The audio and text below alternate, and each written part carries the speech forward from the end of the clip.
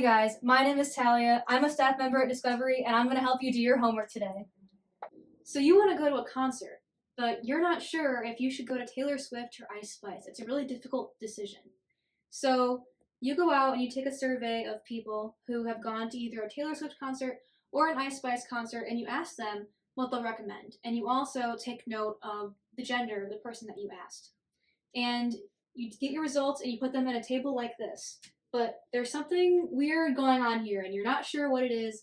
The results are kind of odd. And so your task here is to answer the 4 questions that are outlined below this table based on the information that you have and kind of investigate what's going on here with this data. So the first of the 4 questions that you're looking into is which concert, Ice Spice or Taylor Swift, has a higher recommendation rate from women, right? And so if you go over here to the table that you have of your data, it's split into people who recommended Taylor Swift, people who recommended Ice Spice, and then men and women, and then combined. So this is like basically adding this up and putting in the combined for all people in the last row. And so when you're looking at the rate of recommendations from women, you want to look at the women row, and you can see that the rate here, more women actually recommended Ice Spice at 90%. That's pretty easy, you just gotta eyeball that percentage. And so your first answer is Ice Spice. Okay, so the women are for Ice Spice, you say. That's your first instinct. Now the second question is the same thing for men. Out of all the men who were surveyed, who did they recommend you see more?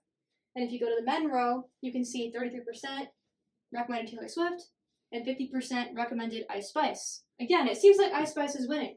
And so you're like, okay, I guess I'll go see Ice Spice. But then you look at your combined column, or your combined row. Out of all the people that you surveyed, who was recommended more?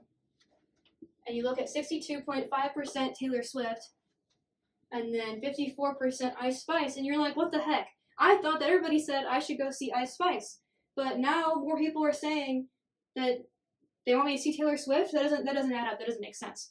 And so that's the third question. It's like out of everybody, that overall, who was recommended more, and now it's Taylor Swift.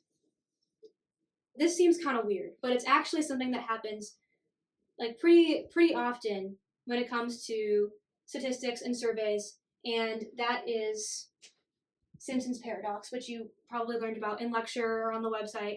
Simpson's paradox is essentially where you have an overall trend in the data, right? So our overall trend was that Taylor Swift is recommended more, but once you separate it based on confounding factors, for example, gender in this case, once you separate that, the results are different.